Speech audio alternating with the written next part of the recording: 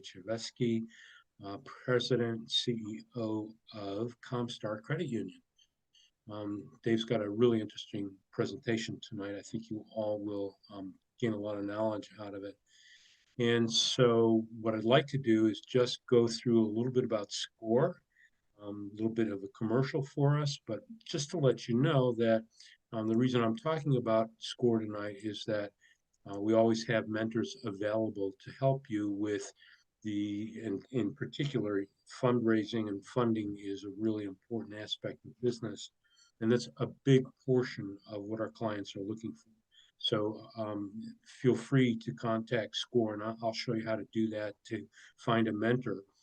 So I'm going to do that, and then Dave will take over the presentation from that point.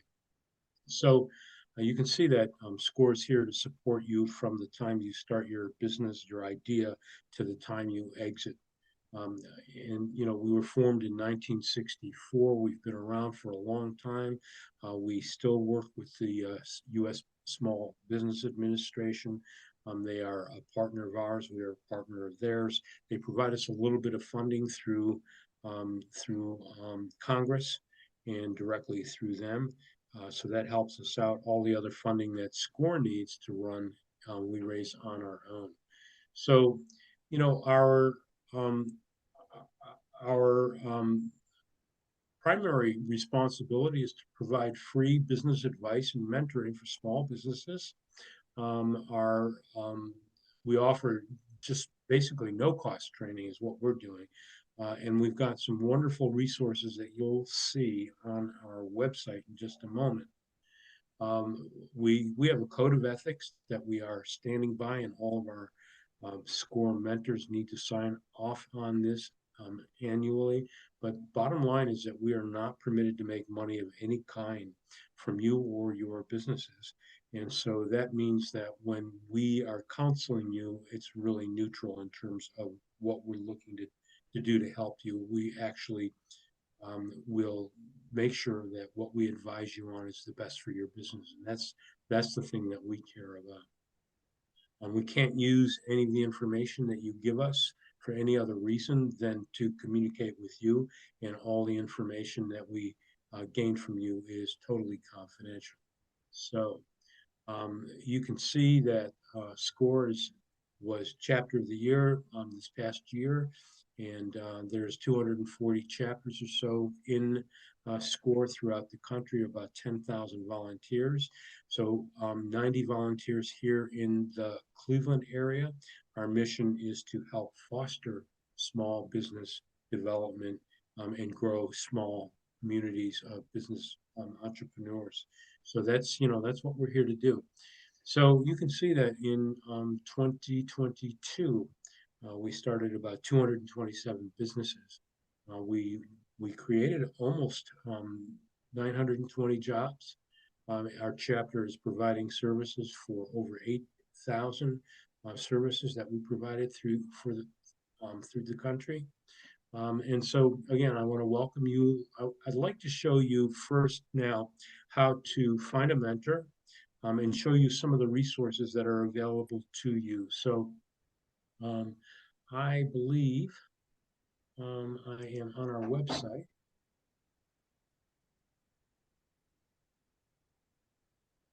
And you can see this is our homepage. One thing that's really unique about what SCORE does is that we've got live chat, and it is actually live. I think it's staffed pretty much 3 to 5 days a week, if I'm not mistaken, and probably 7 or 8 hours a day. So if you have any questions, you're actually talking to somebody live for the most part. When we are not on, then there is a chat bot that'll take you to things that are important for you. One of the things I wanted to show you is it's very, very easy to find a mentor. You go to this page, you can either browse through the mentor profiles to see who's out there, or you can, and SCORE will then match you up with that, or you can go into a mentor request form. Should be able to see this. So basic information is all we need: your name, address, email address, ways that you want us to communicate with you. And then probably the most important thing that you can do right here is to tell us about your business, tell us what you're looking for, tell us what questions you have. And then if you have gone out and found a mentor that you liked based on the profiles that you have read, then put that mentor's name here and say, I'd like to request so-and-so, and that request will go through. So typically what will happen is once you hit that send button, it'll take about 48 hours, but we will assign the mentor that we feel is close to what you're asking for as the experience of that mentor has. And then we will match you up, and that mentor will call you, reach out to you, and within about 48 hours, and then work with you directly, set up an appointment, follow-ups, and so on. And so, it's free and it's unlimited. So please take advantage of that. So one other thing I wanted to show you, let me just go back one. And that is, there are so many workshops available right now for you. You can either take a look at our workshop calendar on what's coming up. If you got the email for this one, you'll get the email for all the ones. That means you're in our database. We have several recorded webinars. Pretty much most of what we do gets recorded. This is local, but there are also national workshops that you can go to as well. Resources, there are several resources you can work on. So if you need templates for financial statements, if you need templates for business startup planning, those are all available on the website. And that's pretty much all I have.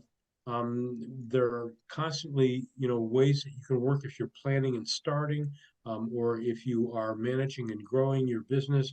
There are all kinds of workshops and webinars available for you. So let me go back to the presentation. And there we go. And let me turn it over to Dave. Dave Chevesky, again, is CEO of Comstar Credit Union and a force in the financial world, a banker and somebody that really has some knowledge that I think you'll all enjoy tonight. Dave, take it away.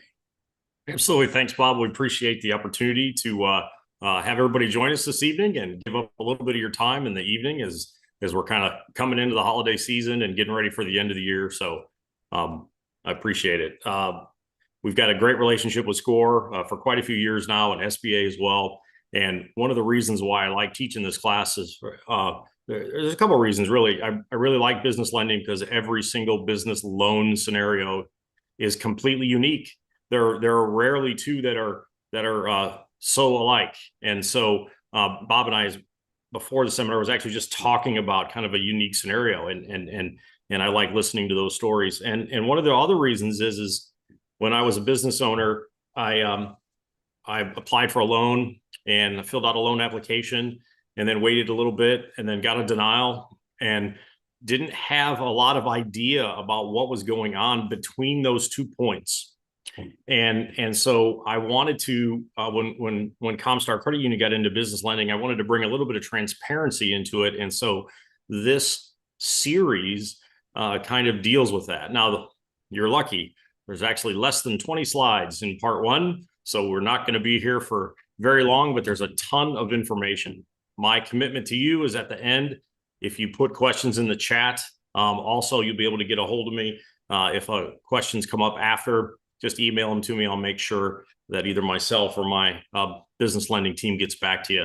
So thank you again. And this is Behind the Lending Curtain, part one. Part two will be on the 20th. And all right, let's get started. So the first part is called Get to Yes. It's kind of my credo at the credit union for most things. But what I want to try and help you do is get to funding, right? So, congratulations, you made a huge step by either starting your own business or now trying to expand your business, looking for funding. Those are scary things, right?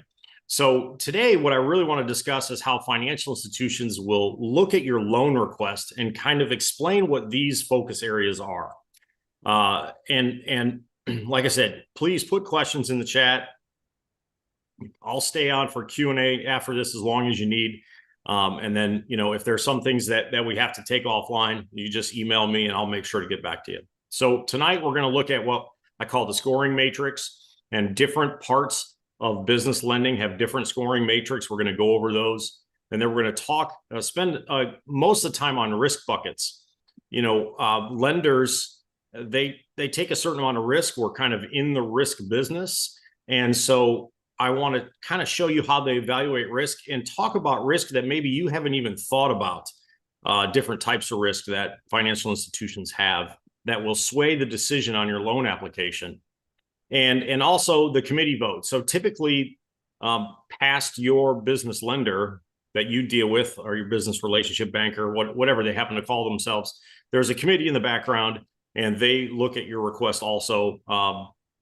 And they can say yes, they can say yes for now, they can say no, they can say no for now.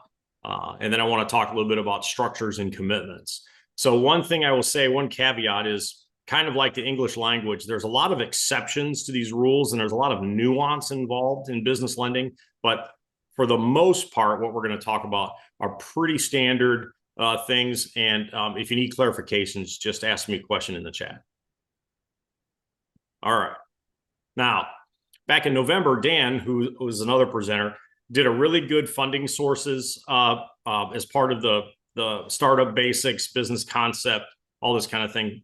So this particular series is a little bit deeper dive just in that focus area of what things happen once your loan application is submitted. So if you want to go back and look at Dan's presentation about about some of those funding sources and different types of things, please do. It's good presentation. And we're going to focus a little bit about kind of what's behind that magic curtain that you don't see once you put in the application for funding. Okay, a real quick refresher. So here's a couple things that I just want to touch on really quick. The banking relationship. One of the things that I think is frustrating sometimes for borrowers or businesses is sometimes the banking relationship is not aligned with the lending request. So there are some financial institutions that have certain areas of lending that they like and certain areas of lending that they don't like. And that may be different than business banking. Business banking, processing transactions and all those things for you is a little bit different. So I just want to make sure that you're having some good conversations with whoever you are in a business banking relationship with about if the lending, if your lending area might be something that they are comfortable with. For example, there are some financial institutions that maybe they don't like investment real estate. And so they don't lend on that, but maybe that's something you're going to get into. Or there might be financial institutions that don't like accounts receivable lending. It's complicated and costly. And so you want to just make sure and understand that sometimes the banking relationship and the lending relationship aren't necessarily at the same place. Obviously, it's a lot more convenient if it is, but you should just have those conversations with your business banker before you start down the road as to whether or not those kinds of things they're comfortable lending about. And of course, one of the groups that help you with packaging is SCORE. SCORE is a great organization of volunteer mentors, and they'll help you kind of liaison with your package to make sure you get it ready, business plans, all those kinds of things. And then, yes, are there a lot of documents? There are a lot of documents. And sometimes it seems like the documents they ask for just never end. And I understand that. You have to remember that, like I said earlier, every business loan has a uniqueness to it. So sometimes we need documentation about things different in every scenario. So yeah, there are a lot of documents. And then if we get to the point where we think, well, this might be an SBA loan, just know that the SBA has documents that are a lot different than financial institutions. So, they want to know about the borrower. They want to know personal statements of history. They want to know what they call determination of eligibility. If you are dealing with franchises, they have very specific wording that the franchise has to put in documentation. They want to know about whether or not that franchise is kind of on their list of a franchise registry of sorts. And then Another one where we had actually a real scenario is if a borrower or a borrower's spouse is a employee of a federal agency, because SBA is also, a government agency, then they have to get a document from them uh, letting them know that they understand the loan request and it's not a conflict with the government agencies. I actually had a business loan that not only was it SBA, it was a franchise purchase, but on top of that, a spouse worked for the FBI. I didn't know that, which is, I guess, probably the point. But when we got to that point, then we had to get that document also. So there are some little additional steps in the SBA process. We'll talk a little bit about that more when we get into timelines and risk buckets and those kinds of things. But yeah, it's a lot of documents, and I'm sorry, some of those documents are getting easier to upload, but we do ask for a lot of things, and that's pretty consistent. Now, when you talk about micro lending in the business world, it's probably a lot less documents, but overall, yes. Ownership at 20%. So one of the things that a lot of borrowers, they have people that are maybe investors, or they call them principals, but they don't call them owners. But basically, most financial institutions, if you have someone that's in that kind of area at 20% of the overall business, then they're basically going to ask for most of those documents from them too. They're going to consider those owners. So also, I remember that these are kind of some fun things that I'm sure you've heard before. Just wanted to go over them briefly. Yes, you are personally responsible, and some financial institutions will report your payment history on credit reports, because you are personally responsible. A lot of people talk to me about, well, what is break even? What I like to explain to people is, when you look at business plans and you look at your kind of projected financials, just understand that break even is probably about 25 cents short. So if every dollar that your business brings in, you're spending dollar for dollar, that's break even. So financial institutions like to see a little bit of cushion in there, a little bit of margin and good profit. And typically, if you can show that you're bringing in about $1.25 for every dollar that goes out, that's a really good benchmark. So just remember that break even is not quite. First money in and first money out. Or last money out, sorry. So, financial institutions like to see that you're kind of passionate about the business, and that you are taking risk along with them. And that I had a conversation with an accountant in Elyria just a week or so ago, and we talked about this concept about loving paying my taxes. One of the things very frustrating for lenders is the concept that, or the conversation that you have where it's like, well, I hire this accountant, so I show the least amount of taxes as possible. And I completely understand that. I mean, people like to take advantage of as many tax breaks as possible. But what it does do is it hurts you on the, what do I show as income for my business? So you have to learn how to make that balance. And so some financial institutions should be comfortable with talking, and you should have them comfortable talking to your accountant, or through you to your accountant, about what debt service coverage ratio means for your business. And your accountant should know that, and how they have to structure things and show taxes and income and that kind of thing to make sure that we have that coverage. Lenders are not investors. I love hearing stories. I like unique business loan opportunities that make sense. But we're not investors in the business. We don't expect to get paid more if your business does well. I mean, if you want, I guess we could do it that way, but that's typically not what most financial institutions do. So just know, we're there to help you. It's a partnership, but we're not investing in your business. And transparency builds trust. One of my favorite examples is, we had a borrower that I never met before, and got a business plan, met with them, and they had been in business for a really long time, showed good steady profit. And then I saw this business plan, and the next 3 years that they showed me, they were showing a loss. And I had some concern about that, because I was like, well, why are you planning all of a sudden to have this loss for 3 years? And, they were very honest and said, hey, we know that the city is going to be doing this big road project right in front of our business. They have to move utilities, they have to move power lines, they're going to redo the road, expand the road, and that's going to significantly hurt our business over the next, what we are going to consider 24 to 36 months. And so even though it was hard for them to show that on their financials, because obviously, negative income is in the color red for a reason. But that transparency really built a lot of trust between us and the borrower, and we still have a great relationship to that day. That project actually was a little bit shorter than they anticipated, and they did fine, and we understood how things were going to be for that first 24 months. So that's kind of just a quick kind of in the beginning kind of thing. If you have any questions about that stuff, please feel free to shoot me a question in the chat. Okay.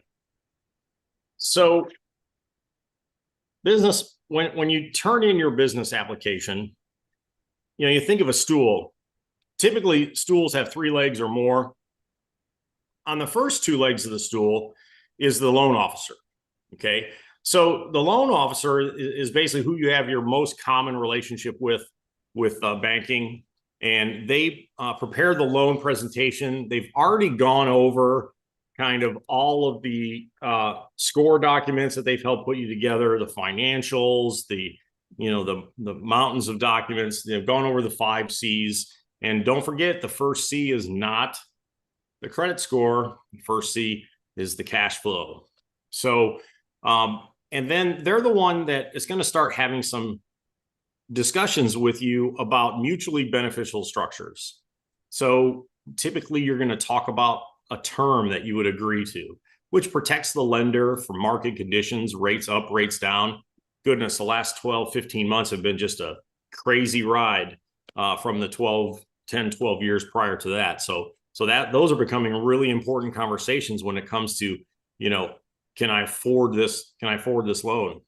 And then amortization. So on the loan officer side, they want to make sure that you can afford it.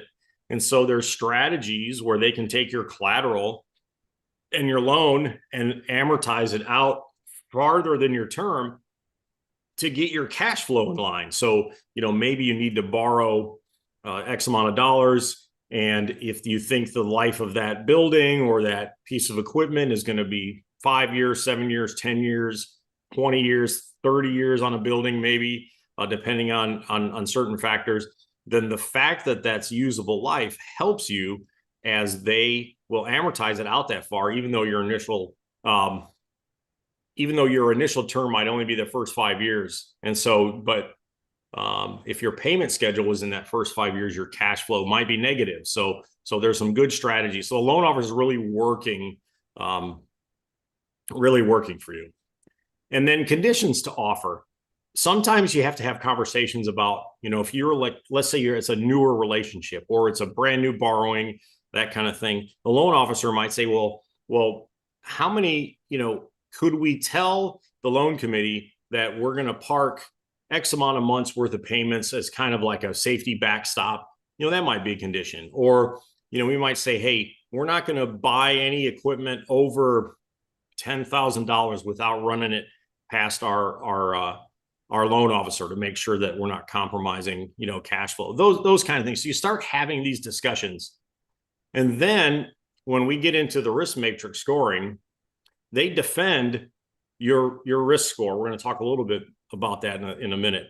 And then they're their advocate. They're the advocate for borrower approval. Because remember, it's mutual benefit, right? They're trying to produce loans, which is, good for the financial institution, but they're also trying to support a business, maintain a relationship. And those businesses have payroll and they have families to support. So it all, it kind of works together. Then at the financial institution is typically a business loan committee. And it could be a number of people, doesn't have to be a lot of people. And what they do is they're the first sounding board of the loan officer, not with you. So the loan officer goes to the committee and says, here, I have this coming down the pipeline. Here's the application. Here's here's why I think it's a good deal, or here's why I would approve, ask for funding, those kinds of things. And then the loan committee kind of evaluates a risk profile, and they may have different standards. For example, one of the interesting things that's happening in Ohio is, recreational marijuana is a huge topic. And so let's say, for example, you might be in that space, and that financial institution's loan committee might be, wow, we think that has a little bit more risk, maybe from reputation side, not necessarily from a funding side. So they kind of evaluate what the profile of the request is, and then what is their concentration position.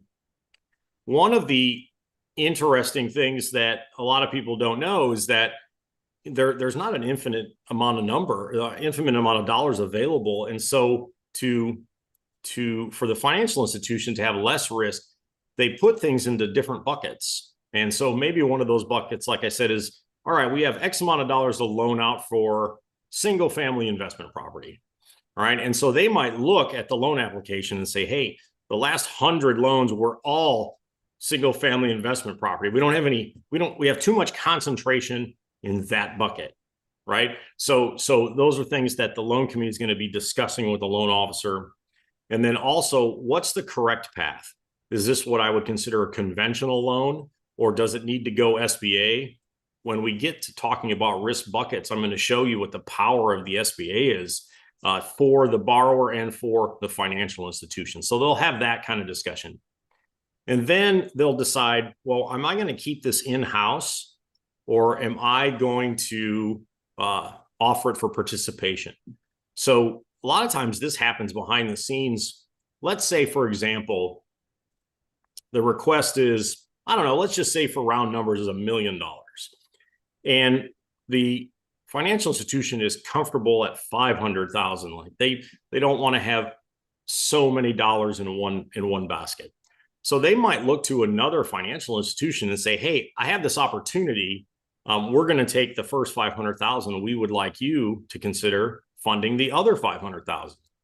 Now, that doesn't mean you're going to have two payments. That just means that in the background, these conversations are happening to make this loan to get to yes.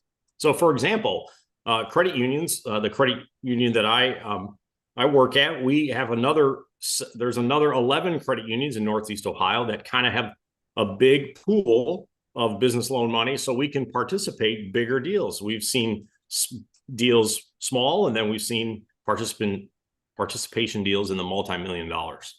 So but like I said, that kind of stuff happens in the background. And then also, what conditions to offer back. So sometimes the business loan committee might say, okay, look, we think this looks good, but there's some things we want. All right. So let's say, for example, go back to the idea of the cash flow. Okay. So let's say you're an established business and you're 25 cents over your break even, right? So you're 1 to 1.25. Well, if you're a newer business, the business loan committee might say, well, hey, we'd like to see them have a little bit more margin. So we'd like to maybe see them have 30 cents more than $1 and 1 to 1. So could we offer that as a condition that we would review every year just to make sure that we're comfortable? And conditions literally can be anything. It's a great negotiating area. So the business loan committee might throw that back at the loan officer, and the loan officer goes back to you, those kinds of things. And so, that's where the magic happens. That's where you kind of get to yes. You try and hash out all of these things. And then, of course, most stools that you sit on, if there's only two legs, that's not very stable. So there's a third leg of the stool. And Bob, on the next slide, this is your loan officer on the left, handing your loan committee and your loan packet to underwriting. So underwriting is the third leg of the stool, but we're not going to get into underwriting until part two, sometimes known as the dream killer. But we'll get to that next week. But that's kind of the third leg of the stool. Okay. I did see, before I get into this screen, I did see a question in the chat about debt service coverage ratio, but I couldn't read the whole thing. Do you see that, Bob? Yes, I do. It is what is the DSCR, that accountants should know. If they don't know it, are they, not savvy accountants? So I don't want to disparage any accountants. I think, accountants serve as extremely important piece of this puzzle, but debt service coverage ratio for business lending can come in two parts. And so let me explain real quick. If I want to buy let's say I want to buy an investment property, right? And I'm going to assume, like, I know how much it's going to cost. I know how much my payment's going to be. And then I know how much rent I'm going to get back. So in the rental properties little world, just consider that its own transaction. There's cost involved and then there's income involved, right? So that's transactional debt service coverage, right? Now, most financial institutions want to look at things a little bit more what they call globally. So they'll take that transaction, that rental, income, expense, and then they'll kind of layer your other debts and incomes around that. So they'll see a more comprehensive picture of how much total debt you have coming in, how much total income you have coming in, not just the business loan piece. And then that'll have a ratio. And so when we talk, most accountants that we talk to that deal with businesses, they understand this, that the difference between global debt service coverage and transactional debt service coverage, and how certain institutions look at those differently. So I hope that answered your question. Okay. If not, fire away. We'll keep going in the Q&A after. Okay, the score matrix.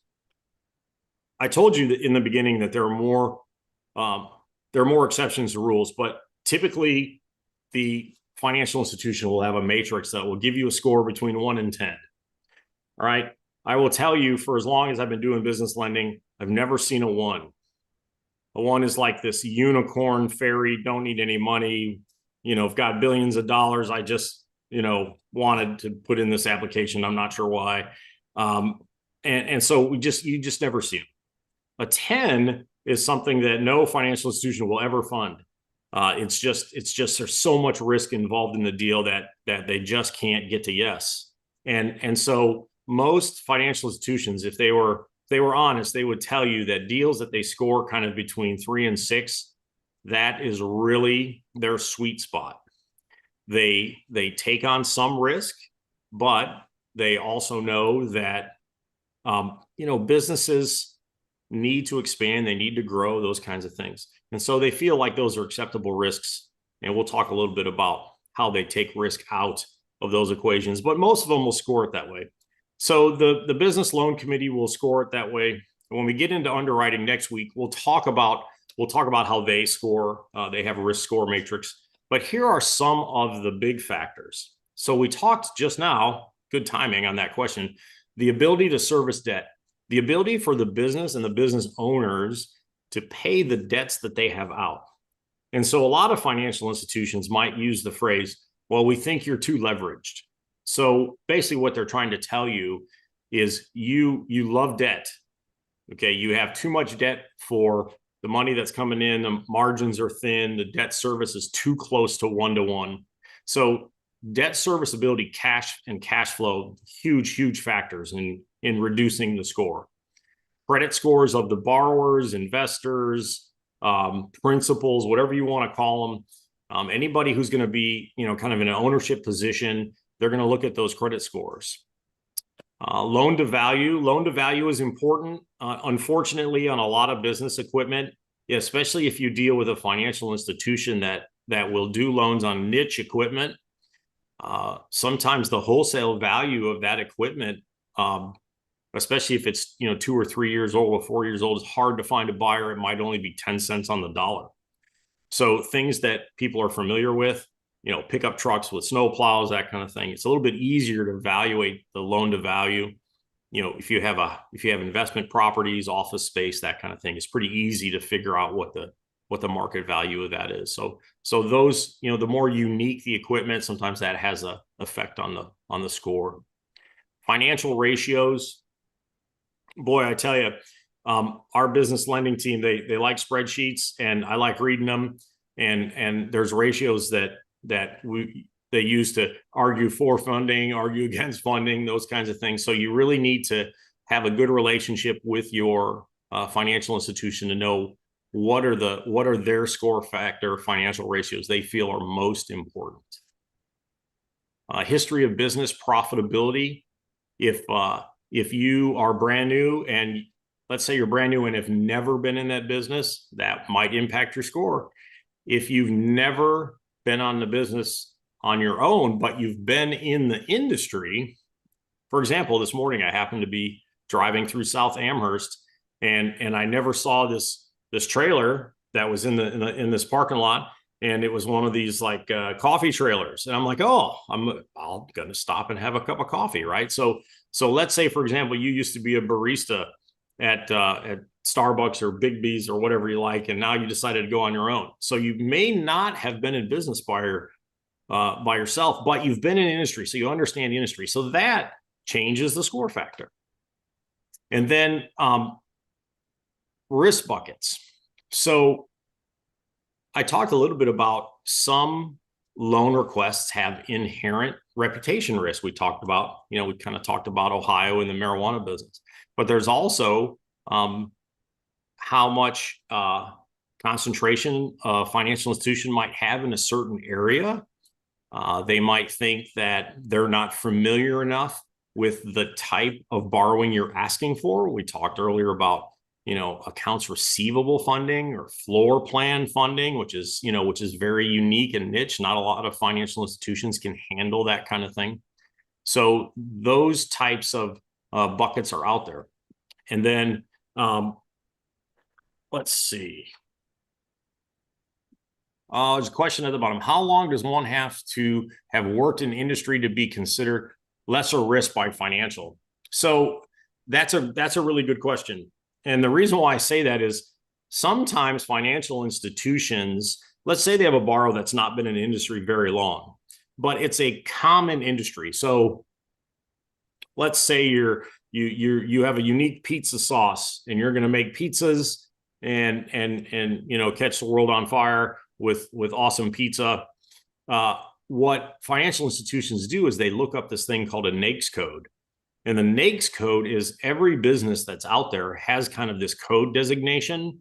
And I can look up, pizza industry or, pizza, whatever, in the NAICS code. And then I can look at how that business typically will perform based on its code. So that gives me an idea like, okay, they're newer to the business, but their financials are looking pretty good. They have some experience. I don't want to speak for all financial institutions, but, we've done startups. Of course, everyone likes to see people have a year in the business, but let's say you have less than a year in the business, but, we're comfortable with the NAICS code and looking at what those kind of typical performance ratios are. That can sway the score lower. So I hope that answers that question.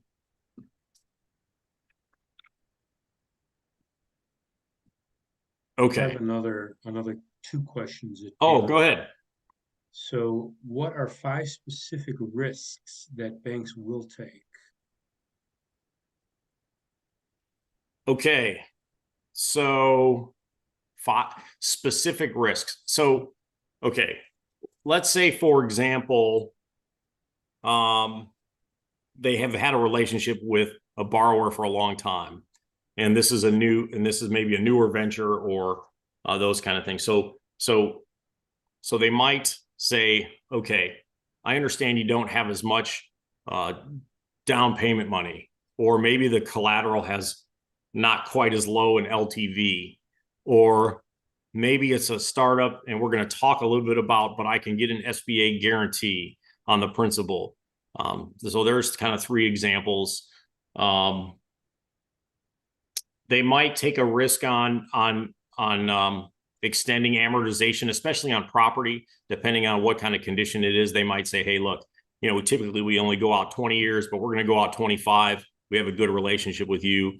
We're willing to take that risk to help lower your cash flow to get this get this loan funded. So those are some examples of some risks that they'll take. Now, Okay. I will say, and let me just plug, I'm just going to plug community banks, right? So one thing that is a source of frustration is sometimes bigger financial institution, regional corporate banks, they have a certain lane that they're in, and they're very good at what they do. But sometimes when you deal with community banks and credit unions, they understand what's happening on the ground here. Their headquarters are here, their decision makers are here, and they know a lot of people that have been here. I mean, heck, Comstar's been doing non-for-profit banking since 1938. So we understand this area. So sometimes when you talk about who's going to take more risk, bigger isn't always better. So just keep that in mind. So one other question, I think it's probably appropriate here too. What's the minimum credit score requirement for a business loan? Yeah, that wildly varies by financial institution. We don't even look at the credit score. That might be the third thing we look at. We look a lot at cash flow, kind of the capital position, financial position of the borrower, the collateral, and then we'll look at, okay, what's a credit score? That's down on our list. Okay. Now, if you have put yourself in a position where you're sub 600 because you've had some payment history issues in the past, my recommendation would be to talk to SCORE, trying to get some good advice, some good mentoring on getting that. And we'll also work with you like, hey, look, this is probably going to be a no based on XYZ. But if we did these things in the next 6 months, 12 months, or whatever, we'll be able to reevaluate it. So I don't really want to give a hard number, because every business lender has a different score matrix. So you just have to. The relationship is really where that conversation will come in on, hey, look, just be honest, right? Just be transparent. Hey, look, I screwed this up. How do I help myself here? So don't be afraid to talk to a business banker if you know that you've put yourself in a bad way. We get it. It happens. And then one last one, and then you can go on, Dave. What is Comstar's favorite types of loans to fund? Oh, the ones that always pay us back on time. So I don't have a favorite. I'll give you some of my favorite ones that we've looked at. So there was a gentleman that called me. He had been a member, and he decided he was going to start building this thing for semi tractor trailers. And I had I was listening to him. I mean, I kind of had an idea of what this mechanism was, but he's very passionate about it, and very, wanted to build this thing and wanted to sell it. Pilot, Flying J, Stops, and all these big trucking companies or whatever. But I just couldn't put my head around it, because I just wasn't mine. So sure enough, he's like, well, let me bring in a loan application and just kind of show you what we're looking at. And so I'm thinking that he's going to bring in a loan application with all the documents and that kind of thing. And he did, but he also brought what he built. He invented it. He brought this big thing in and plopped it down on my desk. And I'm like, oh, okay, I get it now. And yeah, I see it. I see the concept. I see the numbers. I know that, you invented this, but you've been in the trucking business and that kind of thing. So I love that kind of thing, the uniqueness about it. If you were to say from a safety and soundness standpoint, we're big fans of real estate, only because, real estate typically has a lower risk position if it were to default, right? There's something of definite value there, and there's other business entrepreneurs out there that like investment properties that may come into the picture. But that's not me. I kind of like looking at quirky requests. And then, I like doing safe stuff too. And that's probably why we've been around for 86 years, but I don't necessarily have a favorite, like, oh yeah, that's our wheelhouse. We have a real diverse portfolio. It's fun to look through. So one other one. So what you're saying is don't wait till you need the loan. Well, okay. I'm not exactly sure what the question is driving at, but I will look at it from from this perspective, and maybe this is where you're getting at. Let's say, for example, I own a landscaping business, okay, and I mean, we have some landscaping businesses in our portfolio. If you need equipment replaced, or if you need to buy a bunch of mulch or whatever landscaping supplies, you know, don't wait 2 weeks before spring hits to ask for that request, right? Like that's something you should be asking for in the middle of winter, at least getting ready to secure that for your next season, right? So you can make that money back. So that's one piece. Also, if you just have an idea, talk to SCORE. They're really good about, all right, we've seen things like this before. We can kind of talk through financial statements and kind of what the bank might look at, and what kind of things standards you're gonna have to meet in your business to get there. So yeah, just go down the road, explore it, take a chance. I'll me, my team, we work with SCORE all the time. We'll take a look at it once they kind of package it together, and if it's something that we say, hey, look, this is what you need to do. So maybe that's 6 months out, maybe that's 12 months out, or hey, maybe it's ready to go. Most financial institutions that are worth their salt are willing to do that, whether you need the money today or not. Okay. All right, let's move into some of these risk areas, these risk buckets. Okay, so what we're going to go through here is on the left, I'm going to show you what a loan request looks like in a picture, where I would say that's a barrel full of risk. And then as we go on, I'll show you what one looks like where the barrel is maybe not quite empty of risk. Maybe that's good for dramatic effect. But what financial institutions kind of, if they looked at them side by side, which one they would say, oh yeah, we're going to get to yes, we're going to fund that deal. Okay, so on the next slide, think of this barrel, and your loan dollars are the first red line on the bottom, right? So that's your request. You're going to need to fill up this request almost up to the top just with the loan dollars. And then the space between the bottom line and the next line is the amount of money or equity that you're going to put in. So you're going to put a little bit in to get right up to the top, or maybe your loan to value is really high, so there's not much gap there in what we would consider your equity position. And then on top of that, your business is barely over 1-to-1. So that top line, the amount of profit that your business is bringing in, is just getting up to this kind of top of the barrel, right? So there's all kinds of risk involved in this deal. Now, I'm not saying that will always be a no, but that is a scenario that's going to have a higher risk score factor that we talked about. These deals here are not 2s and 3s. Okay. Now, how do we empty this barrel full of risk?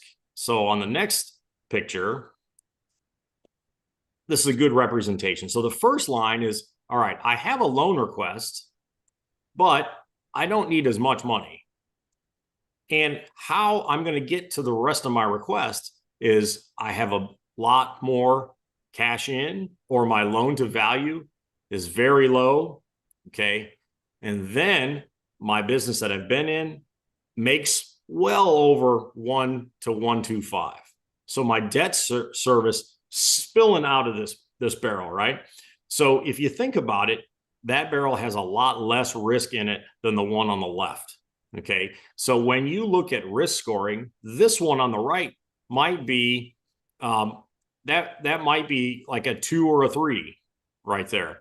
The one on the left is probably a 5 or a 6, maybe a 7. And typically a 7 is about the where the buck stops. Usually when you get to the 8, 9s, and 10s, they're rarely funded. Something has to happen. All right. So does that make sense? On the right-hand side, I have less loan request. I have more of my own money, or my collateral has more market value. And then the business itself is running to a point where I have good cushion of profitability so that if something were to go wrong, the rest of the business can still support the loan. Okay. I hope that makes sense. So then on the next slide, this is where the power of the SBA comes in. So the SBA is not a lender, but what they are is they're a guarantor. So what happens is they work with financial institutions because they want financial institutions to help small businesses that they just need to push them over the edge. All right. So what the Small Business Administration does, they have a bunch of different programs, and they tell the bank or the credit union, hey, look, I know you looked at this deal, you evaluated this deal, and it's close, right? But what we're going to do is we're going to take all of this risk or most of this risk off the table. Okay. So if you do this deal, what the SBA will do is if it goes into default, we're going to take that risk. We are going to guarantee the majority of the loan principal. And sometimes that's up to 85% of the principal. So all of a sudden, if all of the other factors were close, and now I can say, oh, all right, if this defaults, I'm going to be able to go through the process with the Small Business Administration, and they're going to cut me a check for 85% of the principal balance that's left over. Wow, that takes a ton of risk out of the barrel. Now, it's a government agency, so I wouldn't advise defaulting against a government agency because they have a lot of resources to rectify that and try to make themselves whole. But one of the important evaluations is if you're going to look at conventional financing or SBA financing, which there are pros and cons on both sides. But the biggest power that it has is to take the risk away from the financial institution. So a lot of times when we look at deals, if we know we can get an SBA guarantee, that's huge for us. That's a game changer every time. Now, sometimes I'm not going to say that it's all roses with the SBA because for the borrower, there's more paperwork. There are some fees involved. Sometimes they waive them. Sometimes they don't. It just depends on how much funding SBA has. Obviously, we went through all the PPP stuff a couple of years back, which, we did quite a few of those. That, of course, is off the table now, but they still have some really great programs for, that help people when they're not quite close enough to get the yes for funding. Now, I don't want to go through an entire program on SBA. That's a different presentation altogether, but the SCORE folks work SBA. So just reach out to their mentors and they'll be able to talk you through all the programs and the pros and cons with the SBA guarantee. All right. So once that's all said and done, then the committee gets together. They look at all the factors and they can either say yes or they can say no. Now, if they say yes, it's always yes for now. Now, if they say no, sometimes it's no forever, and sometimes it's no for now. So first off, let me just talk about yes and yes for now. The for now part comes in the difference between conditions and covenants. So conditions would be like, hey, you're not allowed to buy a piece of equipment over $10,000 without talking to us first because we want to evaluate your. Okay, that's if you agree to that condition, they might make that a covenant. Now, the difference is if it becomes a covenant and it's in your loan documents and they do an annual review and you don't live up to that covenant, then sometimes they would say, hey, you're in default. Okay. So sometimes financial institutions will discuss conditions, and some of those conditions become covenants to get you to yes. All right. So you have to agree to those things. Costs, right? Do I need do I still need appraisals? Do I still need environmental? How is that going to affect the cost of the loan? The commitment letter, very, very important. The commitment letter is basically the exact terms that you're going to agree to, and both sides should sign it.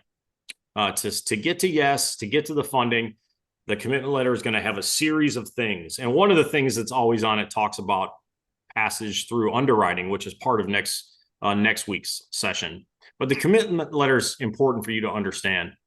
Appraisals, they might say, yep, we're going to do it. We're just going to make sure that the appraisal comes in and, it's at 80% loan to value instead of, 75, that kind of thing. So the, appraisal of property or a vehicle, that kind of thing, that could come into the for now part on the yes. And then, I guess I jumped the gun. So underwriting, that's next. We're going to talk about formal underwriting. That's in part 2. And then the other part is, yes, we would fund this loan as long as we found another participant. I talked earlier about, let's say you had $1 million request and we're going to take half, and we got to find another credit union to take the other half. So it's yes, we just have to make sure that they think it's yes too. Environmental, super important, especially in, let's say you're going to take over a building, that kind of thing.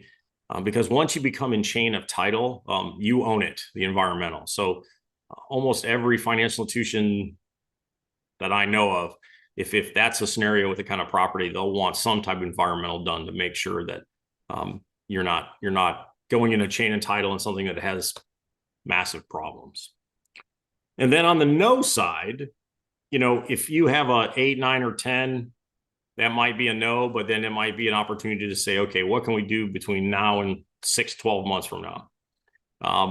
It might be a no or a no for now for concentration risk. Let's say you have a great relationship with your financial institution, but you've borrowed, I don't know, I guess I'll go back to investment real estate just because it's easy to talk about. Let's say I've borrowed on 9 homes and I want to borrow on 10. The financial institution might say, hey, look, we love you, but we just have too much money with just you.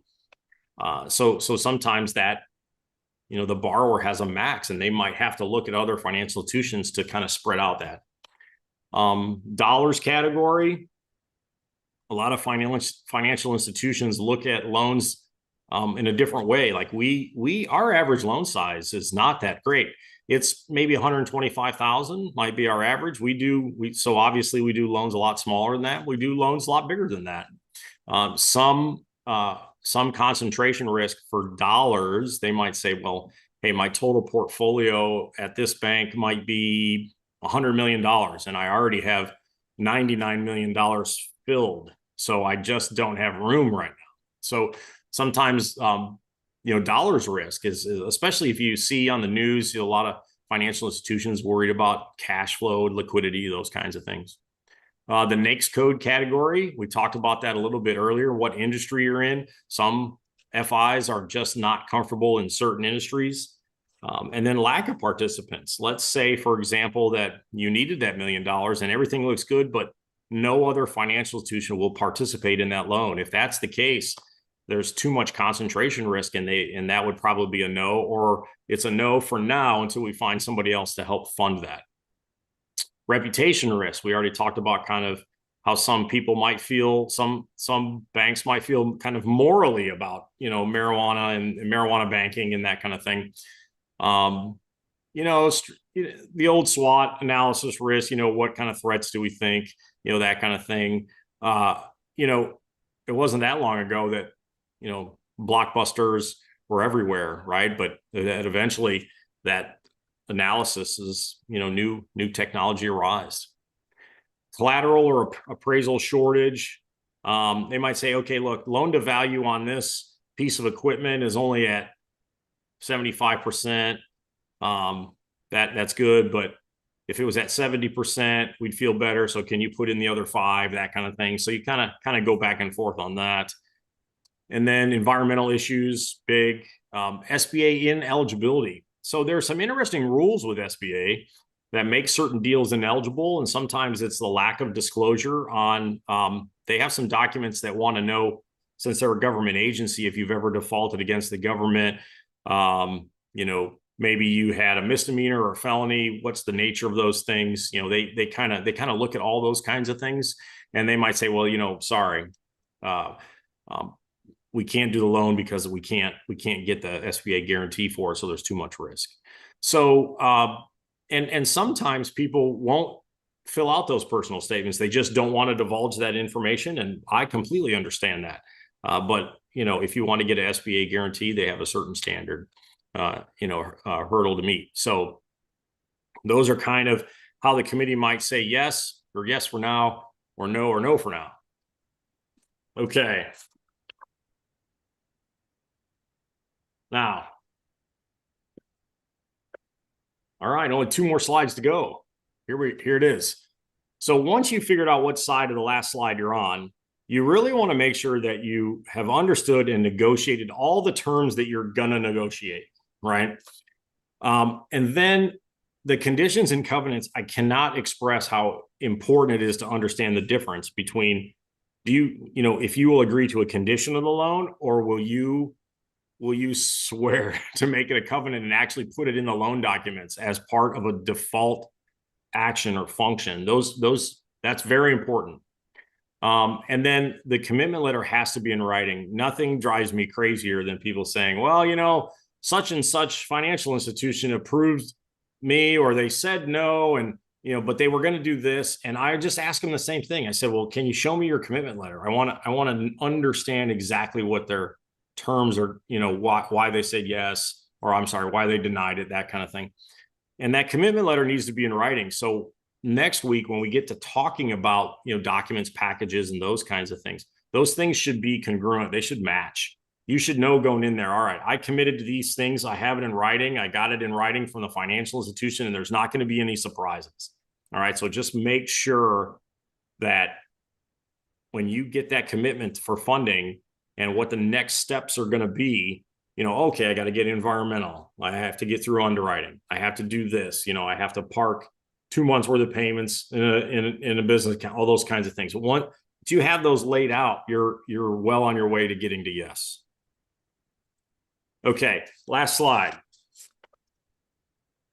Next week, I hope to see you next week.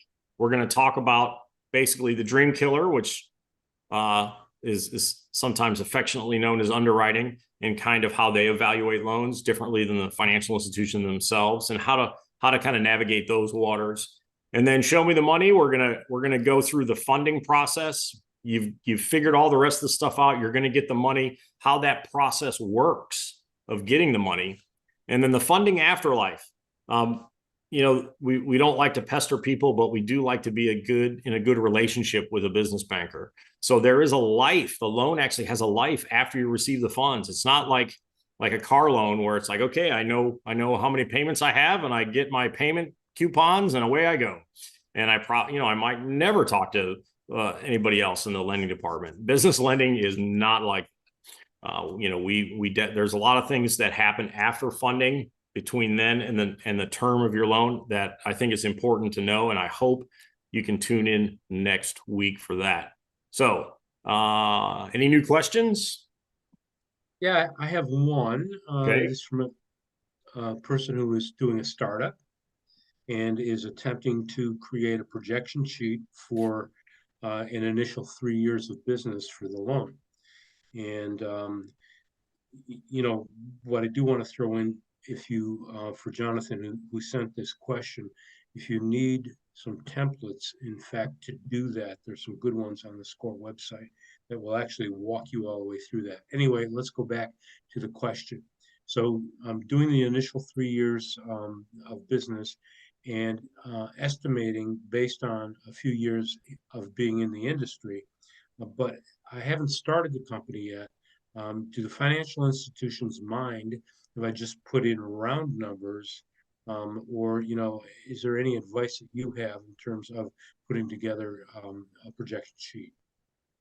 So typically what I like to advise is that your projections or your loan kind of presentation or theory about your business should answer more questions than it creates.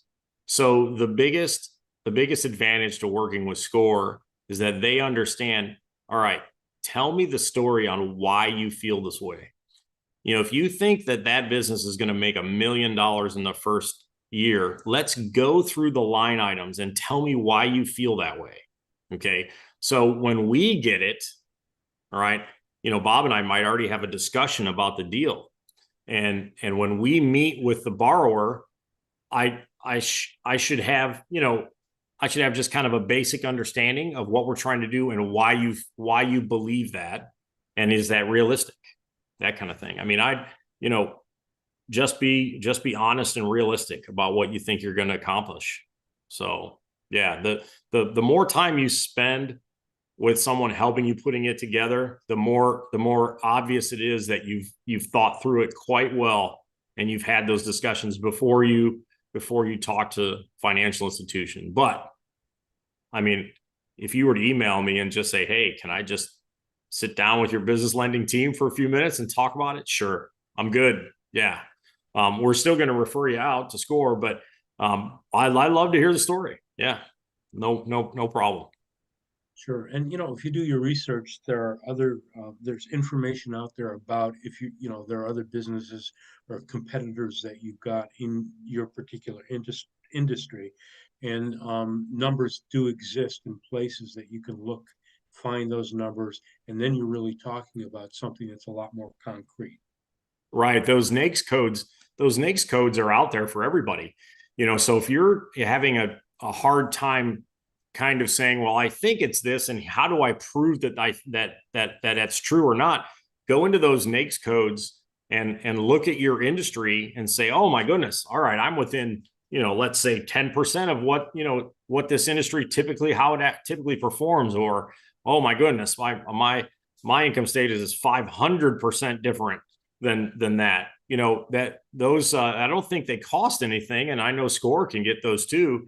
And you can really look at you can really drill down to what's actually happening out there live versus where you think your piece of that's going to be. Yeah, so there's a lot of great data that exists through like Cuyahoga County Library. They've got good databases where you can get the NAICS codes, and that's an industry classification that the government puts together on all industries. You can take that NAICS codes, and there's sometimes there's subcodes as well, but you can look it up in those industry databases, and you can actually find companies that have very specific framework within what you're looking at, and you then can look at their financials, or at least what's available to the public. Yeah, super useful for startups. Let's see, do we have anything else?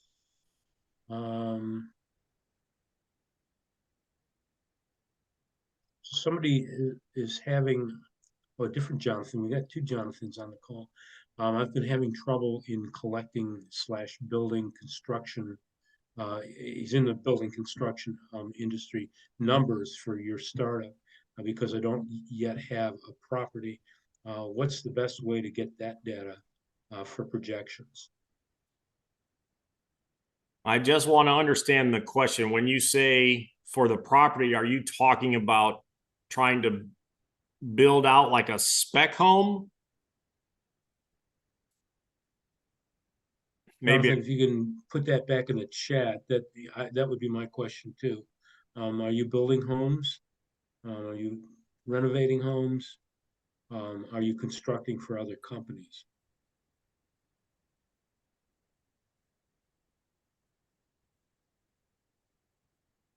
Here we go. Talking about a build out for a bar slash tap room, not related to construction. I'm more confused. So there's two parts of it. So there's leasehold improvements where you are either renting space and then you're going to build out the inside. There's leasehold improvements, which is part one, or you're going to be making improvements to a owned property. And so there's a kind of a different scenario there. If you own the property and you're going to do, let's say, construction based on appraisal of what your improvements are going to be. So just do me a favor. On this slide, you'll see my email. Just shoot me the scenario. Just shoot me the scenario, and I'll respond to you. I'll make sure I'll make sure that I'm answering the right channel of that question. So, Dave, I actually have just given permission to Lurleen to get on and actually ask a question that I accidentally erased. I'm sorry, Lurleen, Oh, but okay. you're unmuted, so go ahead and ask your question.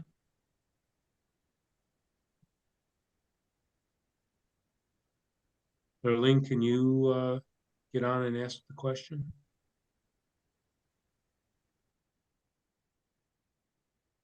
Just unmute yourself and you should be able to talk.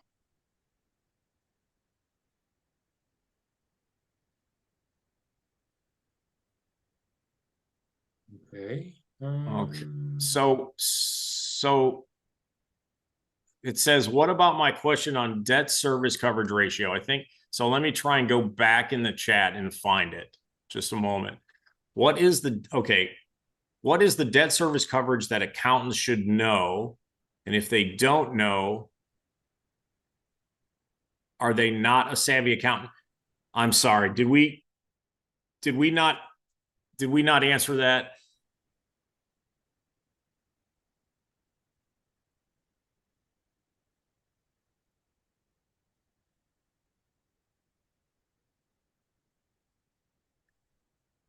All right. Well, let me just go over that real quick.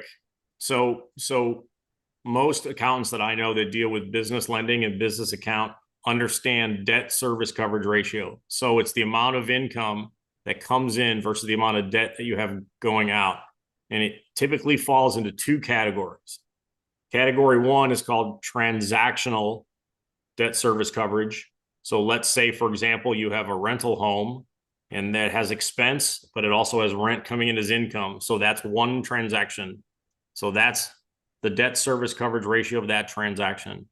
But then you also have, let's say, your income and your debts. Okay. So they look at what they call global debt service coverage ratio.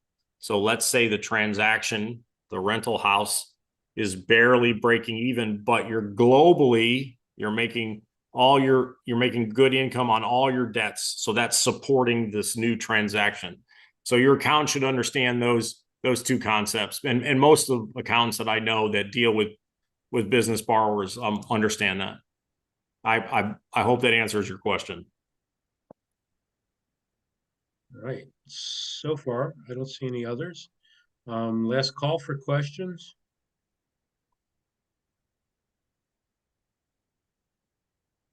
All right. Well, I just want to say thank you for spending some time with us. If you have some specific questions, or in the middle of the night you wake up and say, "Oh, I wish I would have asked this," please email me. I will make sure that either myself or my team gets back to you as soon as possible. And I hope to see you all for part 2 next week. Same time, same channel. Excellent. Thanks, Dave. Excellent presentation. I'm looking forward to next week.